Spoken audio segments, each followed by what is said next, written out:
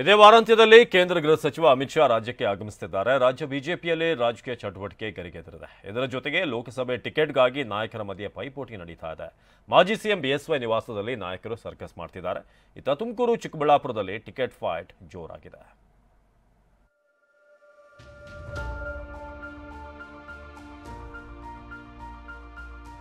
ಕರ್ನಾಟಕ ಕಬ್ಜಾ ಮಾಡಲು ಕೇಂದ್ರ ನಾಯಕರ ಪ್ಲಾನ್.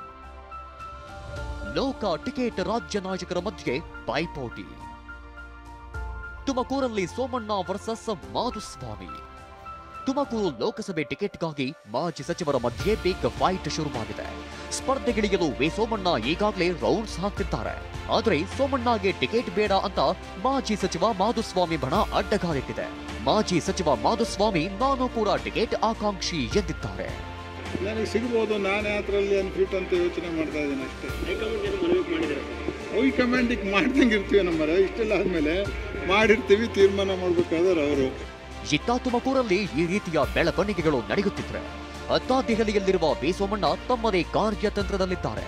ತುಮಕೂರು ಟಿಕೆಟ್ ಬಗ್ಗೆ ಹೈಕಮಾಂಡ್ ನಿರ್ಧರಿಸುತ್ತೆ ಎಂದಿದ್ದಾರೆ. ಅಲ್ಲಿ ಪಕ್ಷದವರು ಕೂಡ ಮುಖಂಡರು ಬಹುತೇಕರು ನಮ್ಮ ಬನ್ನಿಯನ್ನು ಮಾತನ್ನು ಹೇಳ್ತಾ ಇದ್ದಾರೆ. ವರಿಷ್ಠ ಏನು ಹೇಳ್ತಾರೆ ಅದ್ರ ಮೇಲೆ ತೀರ್ಮಾನ ಮಾಡ್ತೀವಿ. ವರಿಷ್ಠ ತೀರ್ಮಾನನೇ ಅಂತಿಮ. ಚಿಕ್ಕಬಳ್ಳಾಪುರ ಲೋಕಸಭೆ ಟಿಕೆಟ್ಗಾಗಿ ಮಾಜಿ ಆರೋಗ್ಯ ಸಚಿವ ಡಿ ಸುಧಾಕರ್ ಮತ್ತು ಯಲಹಂಕ ಶಾಸಕ ಎಸ್ಆರ್ ವಿಶ್ವನಾಥ್ ಮಧ್ಯೆ ಜಿದ್ದಾಜಿದ್ದಿ ನಡೆಯುತ್ತಿದೆ. ಪುತ್ರ ಅಲೋಕ್ಗೆ ಟಿಕೆಟ್ ಕೊಡಿಸಲು ವಿಶ್ವನಾಥ್ ಹೋರಾಡ್ತಿದ್ದಾರೆ. ಡಿ ಸುಧಾಕರ್ ನಾನೇ ಅಭ್ಯರ್ಥಿ ಅಂತ ಹೋರಾಡ್ತಿದ್ದಾರೆ. ಬಹಿರಂಗವಾಗಿಯೇ ವಾಗ್ಯುದ್ಧ ನಡೆಸಿದ್ದಾರೆ.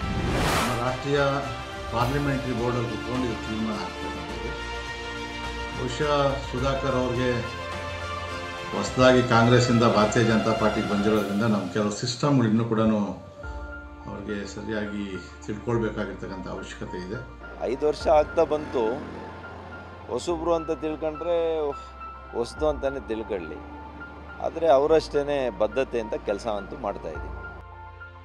ಪವರ್ ಸೆಂಟರ್ ಆಯ್ತಾ ಮಾಜಿ ಸಿಎಂ ಬಿಎಸ್ವೈ ನಿವಾಸ.